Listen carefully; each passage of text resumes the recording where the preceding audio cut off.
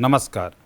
इस पाठ्यक्रम डेटाबेस प्रबंधन प्रणाली का परिचय introduction to database management system में मैं डॉक्टर रोहित कुमार मेरी यूटीडी छत्तीसगढ़ स्वामी विवेकानंद तकनीकी विश्वविद्यालय भिलाई से आपका स्वागत करता हूं। पिछले व्याख्यान में हमने relational database and NoSQL database उनका महत्व के बारे में जाना। आज हम इस पाठ्यक्रम में स्ट्रक्चर्ड क्वेरी लैंग्वेज और इसके घटकों के बारे में चर्चा करेंगे और साथ ही साथ इसके डिफरेंट कंपोनेंट जैसे DML, DDL, DCL and DQL पर चर्चा करेंगे। इस सत्र में हम जानेंगे कि SQL क्या होते हैं और उनके महत्वपूर्ण उपयोग क्या है। इसके अलावा हम रिलेशनल डेटाबेस प्रणाली के महत्वपूर्ण विशेषताएं पर भी नज़र डालेंगे। यह SQL को समझना और इसके साथ काम करने के लिए महत्वपूर्ण है। Course content structure query language, SQL के डेटा प्रकार, data definition language, data manipulation language, data query language, data control language, relational database प्रणाली की महत्वपूर्ण विशेषताएं। सबसे पहले समझते हैं कि SQL क्या है। SQL एक प्रोग्रामिंग भाषा है जिसका उपयोग डेटाबेस में डेटा को संभालने और प्रबंधित करने के लिए किया जाता है। इसका मुख्य काम बड़े पैमाने पर डेटा को संचालित करना और विश्लेषण करना है। SQL को एप्लीकेशन प्रोग्रामिंग के साथ मिलाकर उपयोग किया जाता है ताकि डेटा को डेटाबेस में सुरक्षित रखा जा सके और ज़रूरत पड़ने पर उसे फिर से प्राप्त किया जा सके। मुख्य उपयोग इस प्रकार है। डेटा को स्टोर करना, SQL की मदद से डेटा को डेटाबेस से सुरक्षित रखा जाता है। डेटा को अपडेट करना, डेटाबेस में पहले से मौजूद डेटा को बदलने के लिए SQL का उपयोग होता है। जब डेटा की ज़रूरत नहीं होती तो SQL की मदद से उसे डेटाबेस से हटाया जा सकता है। डेटा को प्राप्त करना, SQL की मदद से डेटाबेस में सुरक्षित डेटा को फिर से प्राप्त किया जा सकता है। SQL एक गैर प्रोसीजरल भाषा है, मतलब इसमें प्रोग्रामिंग कोड लिखने के बजाय केवल क्वेरी पूछताछ का उपयोग करके डेटा को संचालित किया जाता है। SQL का व्यापक उपयोग उन एप्लीकेशन में होता है जहां बड़े पैमाने पर डेटा को संचालित और विश्लेषण किया जाता है, जैसे कि बैंकिंग सिस्टम, ऑनलाइन स्टोर और अन्य बड़े डेटाबेस प्रबंधन प्रणाली में इसका उपयोग किया जाता है।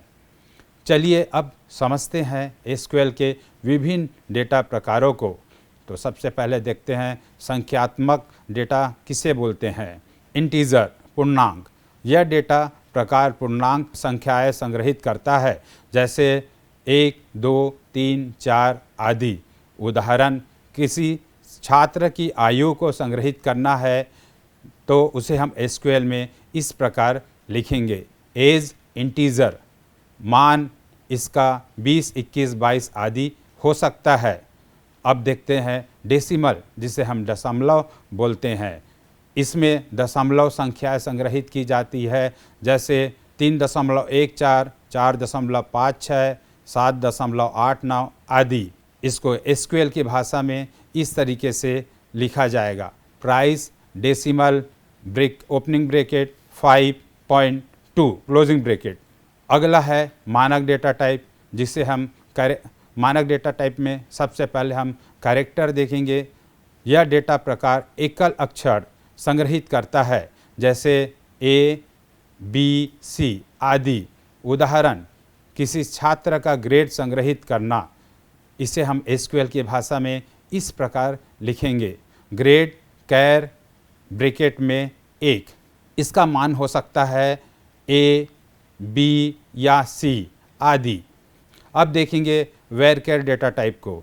यह डेटा प्रकार चर लंबाई के वर्ण संग्रहित करता है जो दिए गए लंबाई सीमा के भीतर होते हैं, जैसे जॉन, एलिस, बॉब आदि। उदाहरण, किसी छात्र का नाम संग्रहित करना है तो उसे हम SQL की भाषा में इस तरह से लिखेंगे। नेम वेरकेर ब्रैकेट में 50। इसका मान हो सकता है जॉन, एलिस, बॉब आदि। अगला डेटा टाइप है तिथि और समय, डेट एंड टाइम। डेट, तिथि को सबसे पहले देखते हैं। यह डेटा प्रकार एक कैलेंडर तिथि को संग्रहित करता है, जैसे सिंगल कोटेशन में 2024-06-17। उदाहरण, किसी छात्र के जन्मदिन को संग्रहित करना, तो उसे हम एसक्यूएल कमांड में इस तरीके से लिखेंगे। बर्थ डेट, डेट इसका मान हो सकता है सिंगल कोटेशन में 2000-01-15। उसी तरीके से सिंगल कोट में 1998-05-22 आदि। अगला डेटा टाइप है टाइम। तिथि और समय में टाइम को देखते हैं। यह डेटा प्रकार एक समय को संग्रहित करता है, जैसे सिंगल कोट में 14:30:00। इसको हम एसक्यूएल कमांड में इस तरीके से लिखेंगे। Class start time, time. उदाहरण, किसी क्लास के शुरू होने का समय संग्रहित करना। चलिए एसक्यूएल डेटा के प्रकारों के उदाहरण देखते हैं। सबसे पहले अगर हमको तालिका बनाना है तो हम इस एसक्यूएल कमांड का प्रयोग करेंगे। Create table, table name, opening bracket, field name 1, data types 1, field name 2, data types 2, field name 3, data types 3, parenthesis close.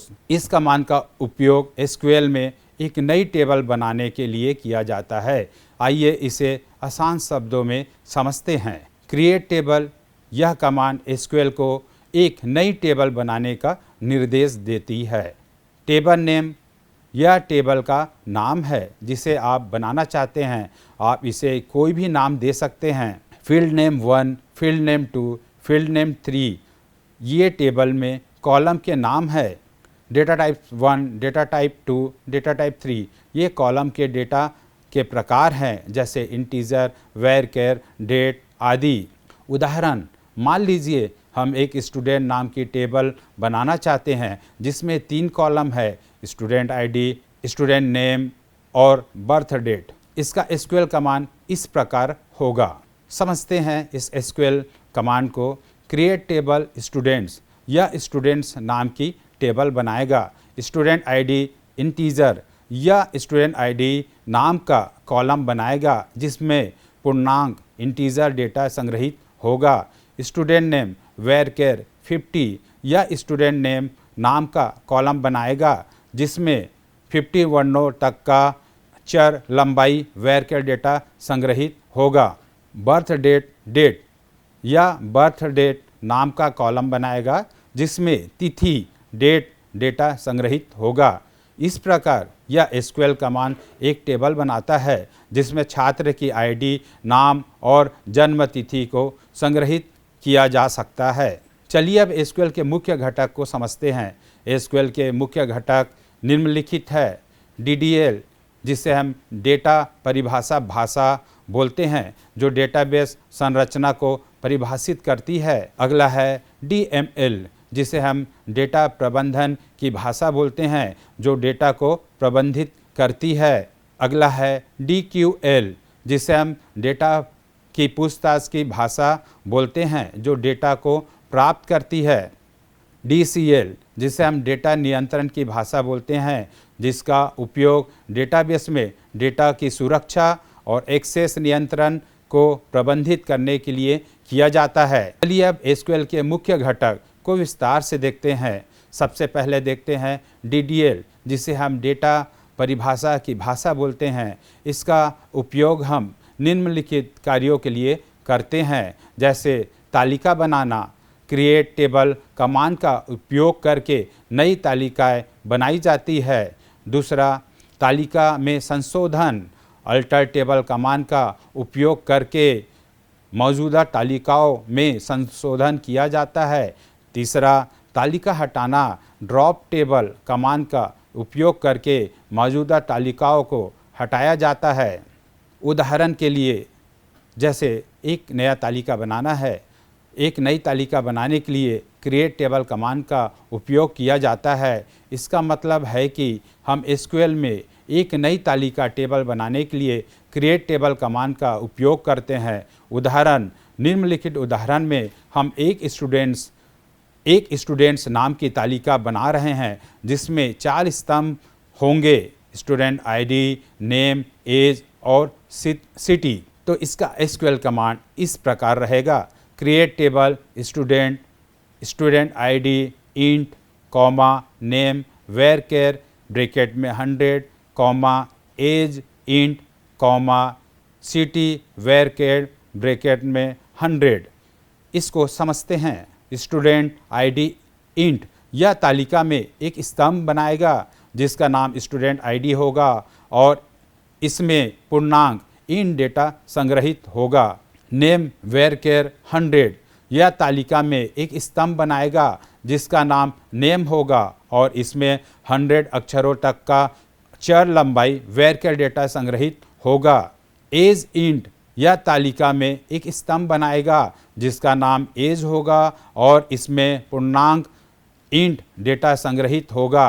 City वेरकेर 100 यह तालिका में एक स्तंभ बनाएगा जिसका नाम सिटी होगा और इसमें 100 अक्षरों तक का चर लंबाई वेरकेर डेटा संग्रहित होगा। इस तरह इस कमांड स्टूडेंट्स नाम की एक नई तालिका बनाएगी जिसमें छात्रों का आईडी, नाम, आयु और शहर का डेटा संग्रहित किया जा सकेगा। तालिका में संशोधन करने के लिए अल्टर टेबल कमांड का उपयोग किया जाता है। इसका मतलब है कि हम एसक्यूएल में पहले से मौजूद तालिका टेबल में परिवर्तन करने के लिए अल्टर टेबल कमांड का उपयोग करते हैं। उदाहरण के लिए मान लीजिए हम स्टूडेंट नाम की तालिका में एक नया कॉलम ईमेल जोड़ना चाहते हैं, तो हम एसक्यूएल में इस तरीके का कमांड लिखेंगे, alter table students add email varchar bracket में 100। इस एसक्यूएल कमांड को समझते हैं। इस कमांड में अल्टर टेबल यह एक डीडीएल डेटा भाषा है, कमांड है जो तालिका में संशोधन करने के लिए उपयोग की जाती है। स्टूडेंट्स यह उस तालिका का नाम है जिसमें हम बदलाव करना चाहते हैं। ऐड यह निर्देशित करता है कि हम तालिका में एक नया कॉलम जोड़ रहे हैं। ईमेल वेरकेर 100 यह नया कॉलम है जिसका नाम ईमेल है और इसका डेटा प्रकार वेरकेर 100 है, यानी इसमें 100 अक्षरों तक का डेटा संग्रहित किया जा सकता है। इस प्रकार यह कमांड स्टूडेंट्स तालिका में एक नया कॉलम ईमेल जोड़ने के लिए उपयोग की जाती है। अगला उदाहरण देखते हैं, तालिका हटाना। तालिका को कैसे हटाएं?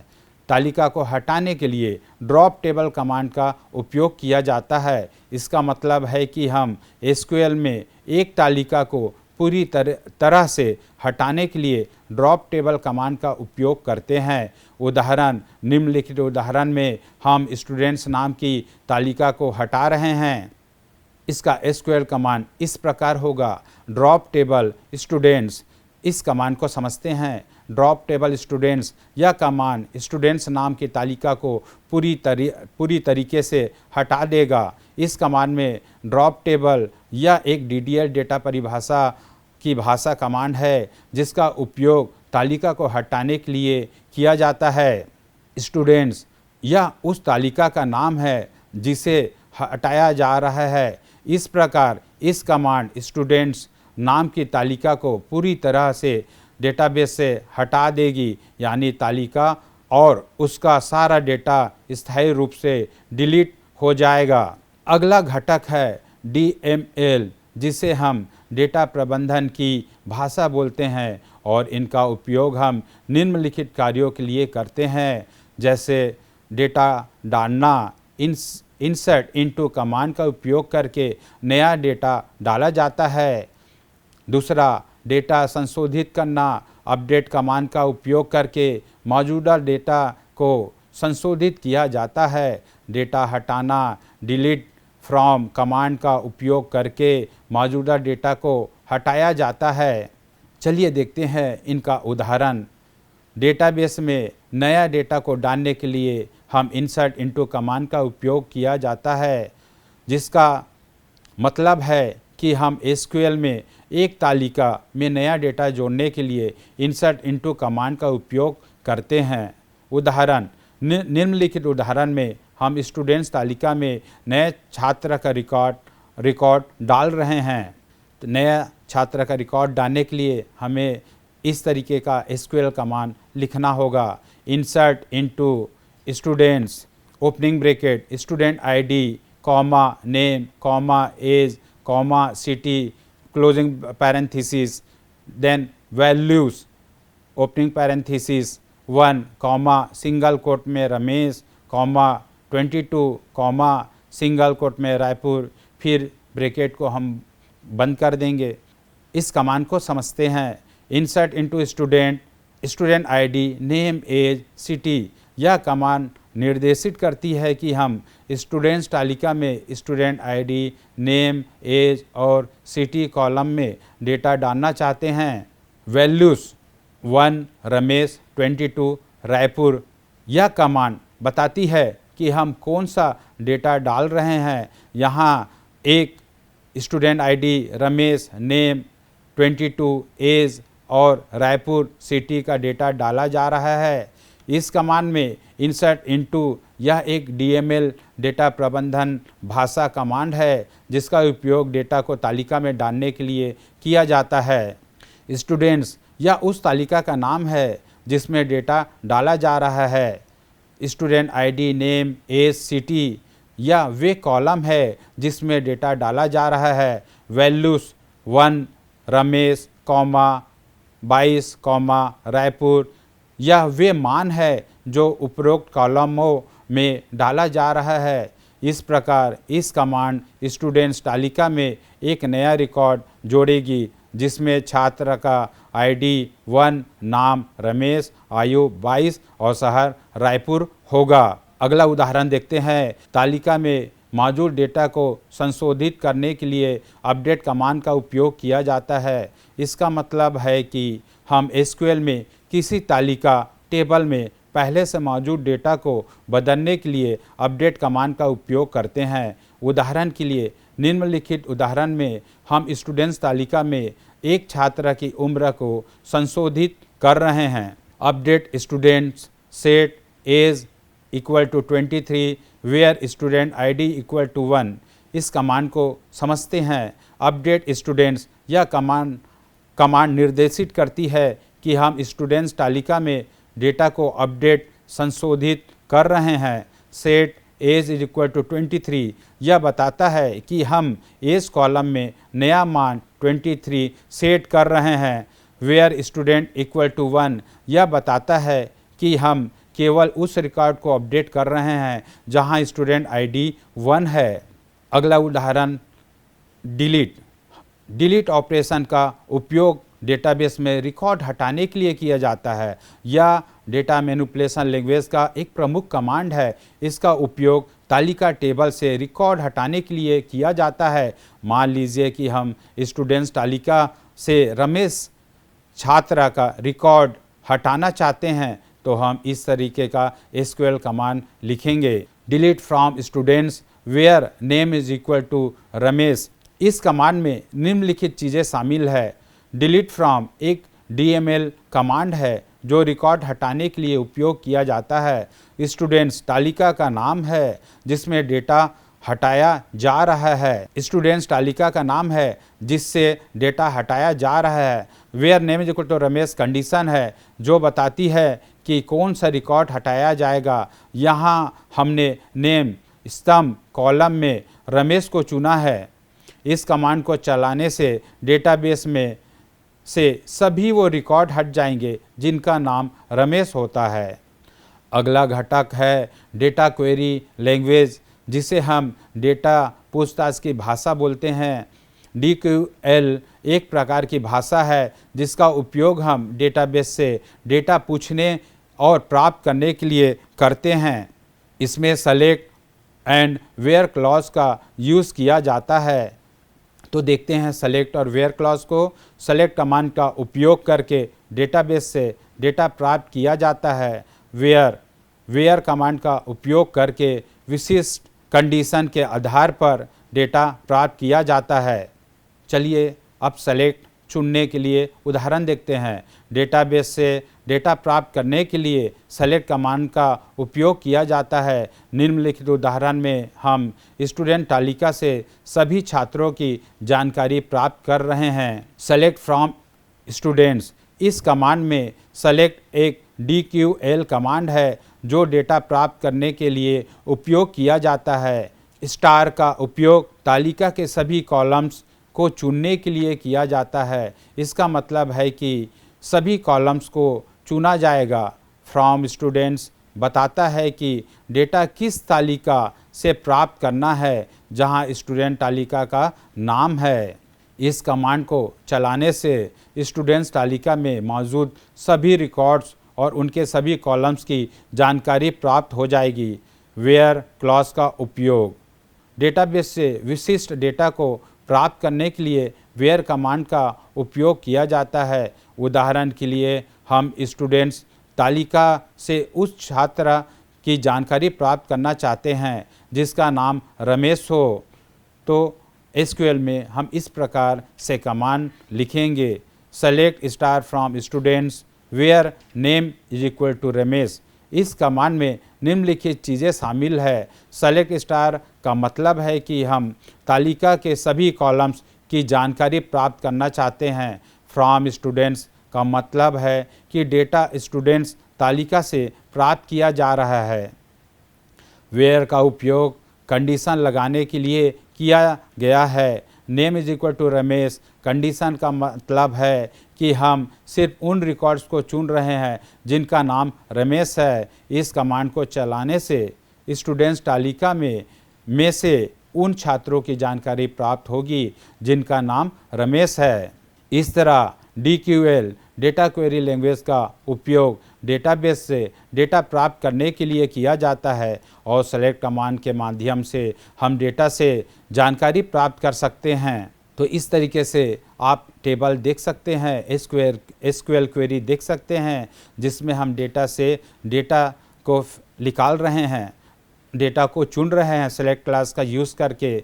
उसी तरीके से हम वेयर क्लास का यूज़ करके डेटा को हम डेटाबेस से देख रहे हैं। तो इस तरीके से स्टूडेंट टेबल में आप देख सकते हैं वेयर क्लास का यूज़ और सेलेक्ट क्लास का यूज़। चलिए अब देखते हैं अगला घटक है डेटा कंट्रोल लैंग्वेज, जिसे हम डेटा नियंत्रण की भाषा बोलते हैं। DCL एक प्रकार की भाषा है जिसका उपयोग हम डेटाबेस पर नियंत्रण और सुरक्षा के लिए करते हैं। डेटा कंट्रोल लैंग्वेज में हम ग्रांट एंड रिवोक कमांड का यूज़ करते हैं। ग्रांट कमांड का उपयोग करके हम उपयोगकर्ताओं को अधिकार परमिशन प्रदान करते हैं। रिवोक कमांड का उपयोग करके हम उपयोगकर्ताओं से दिए गए अधिकार वापस ले सकते हैं।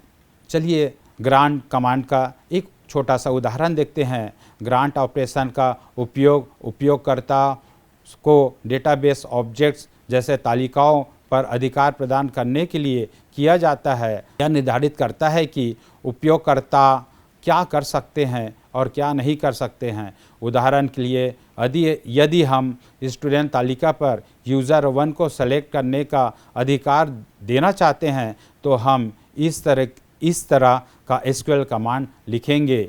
Grant select on students to user 1। इस कमांड में ग्रांट सेलेक्ट का मतलब है कि हम सेलेक्ट करने का अधिकार दे रहे हैं। ऑन स्टूडेंट्स का मतलब है कि यह अधिकार स्टूडेंट्स तालिका पर दिया जा रहा है। टू यूज़र 1 का मतलब है कि यह अधिकार यूज़र 1 को दिया जा रहा है।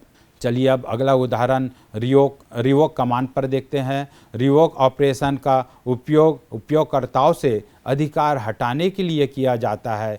उदाहरण के लिए यदि हम स्टूडेंट तालिका से यूज़र 1 के सेलेक्ट करने का अधिकार हटाना चाहते हैं तो हम इस तरीके का SQL कमांड लिखेंगे। Revoke select on students from user 1। इस कमांड में रिवोक सेलेक्ट का मतलब है कि हम सेलेक्ट करने का अधिकार हटा रहे हैं। ऑन स्टूडेंट्स का मतलब है कि यह अधिकार स्टूडेंट्स तालिका से हटाया जा रहा है। फ्रॉम यूज़र 1 का मतलब है कि यह अधिकार यूज़र 1 से हटाया जा रहा है। इस तरह यह कमांड यूज़र 1 से स्टूडेंट्स तालिका पर सेलेक्ट करने का अधिकार हटा देगा। अब यूज़र 1 इस तालिका के डेटा को प्राप्त नहीं कर सकता है। इस प्रकार DCL डेटा कंट्रोल लैंग्वेज का उपयोग डेटाबेस पर नियंत्रण और सुरक्षा के लिए किया जाता है। चलिए अब देखते हैं SQL में डेटा को हम विभिन्न तरीके से कैसे हटाया जा सकता है। सबसे पहला है डिलीट कमांड। SQL में डेटा हटाने का सबसे प्रमुख कमांड डिलीट है। यह मौजूदा रिकॉर्ड्स को डेटाबेस से हटाने में मदद करता है।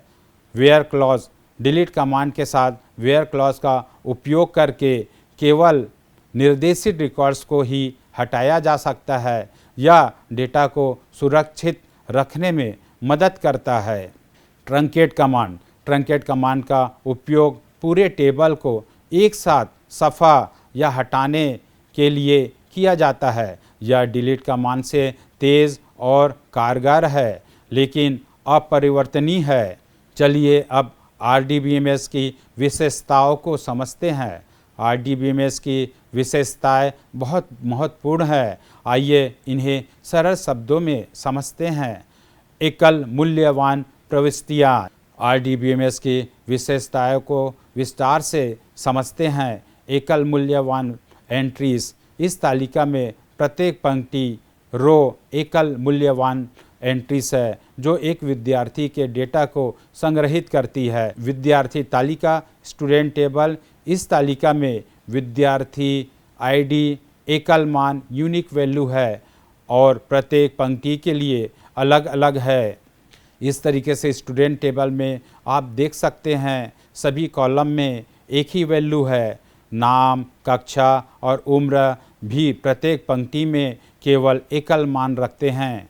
रिलेशनल डेटाबेस प्रबंधन प्रणाली में समान प्रकार की एंट्रीज का मतलब है कि तालिका में एक कॉलम में मौजूद सभी एंट्रीज एक ही डेटा प्रकार की होती है। उदाहरण के लिए यदि किसी कॉलम में केवल इंटीजर मान है तो उस कॉलम में सभी एंट्रीज समान प्रकार की होती है। उदाहरण के लिए मान लीजिए हमारे पास कर्मचारी नाम के एक तालिका है जिसमें निम्नलिखित एंट्रीज है। कर्मचारी _ID एम्प्लॉय ID, इसका डेटा टाइप इंटीजर है। नेम नाम जिसका डेटा टाइप वेरकेर है। विभाग डिपार्टमेंट जिसका डेटा टाइप वेरकेर है। वेतन सैलरी जिसका डेटा टाइप दशमलव है। इस तालिका में प्रत्येक कॉलम में समान प्रकार की एंट्रीज होती है। आप एम्प्लॉय टेबल में आप इस उदाहरण में देख सकते हैं सभी में समान प्रकार के एंट्रीज है। अगला है यूनिक प्राइमरी की। रिलेशनल डेटाबेस प्रबंधन प्रणाली में प्राइमरी की का एक विशेष कॉलम या कॉलमों का समूह होता है जो प्रत्येक पंक्ति रो को अनूठी यूनिक पहचान प्रदान करता है। प्राइमरी की में कोई भी दो पंक्तियाँ एक ही मान साझा नहीं कर सकती और यह हमेशा एकल मान सिंगल वैल्यू होती है। उदाहरण के लिए यूनिक प्राइमरी की में मान लीजिए हमारे पास छात्र नाम की एक तालिका है जिसमें निम्नलिखित कॉलम है। Student ID, name, class. इस तालिका में हम छात्र ID को प्राइमरी की के रूप में उपयोग करेंगे। इसका मतलब है कि प्रत्येक छात्र का ID यूनिक होगा। तो आप स्टूडेंट तालिका में देख सकते हैं कि स्टूडेंट ID कॉलम में हर एक स्टूडेंट का अलग अलग मान है। इस स्टूडेंट तालिका में छात्र ID प्राइमरी की है और यह सुनिश्चित करता है कि प्रत्येक छात्र का ID अनूठा है। छात्र ID कॉलम में कोई दो मान एक जैसे नहीं हो सकते। प्राइमरी की के लाभ बेनिफिट्स ऑफ प्राइमरी की में यूनिक आइडेंटिफिकेशन, प्रत्येक पंक्ति को एक ही अनूठी पहचान मिलती है। डेटा इंटीग्रिटी, यह सुनिश्चित करता है कि डेटाबेस में कोई भी दो पंक्तियाँ एक जैसे मान नहीं रखे। क्विक एक्सेस, प्राइमरी की के मदद से डेटा को तेज़ी से एक्सेस किया जा सकता है। RDBMS में एट्रीब्यूट्स कॉलम और पंक्तियों का क्रम महत्व नहीं होता। आप इस उदाहरण में देख सकते हैं कि आप कॉलम का जो सीक्वेंस है उसे चेंज कर सकते हैं, उसी तरीके से आप रो का सीक्वेंस चेंज कर सकते हैं। डेटाबेस तालिका में गुणों और पंक्तियों की क्रम का कोई सीधा संबंध नहीं होता। इस प्रकार आज के व्याख्यान में हमने स्ट्रक्चर क्वेरी लैंग्वेज को जाना, इसके डेटा प्रकार, एसक्यूएल के मुख्य घटक और रिलेशनल डेटाबेस प्रणाली की महत्वपूर्ण विशेषताओं के बारे में सीखा। अगले व्याख्यान में कवर किए जाने वाले विषय select and insert command, update and delete command के बारे में विस्तार से जानेंगे। धन्यवाद।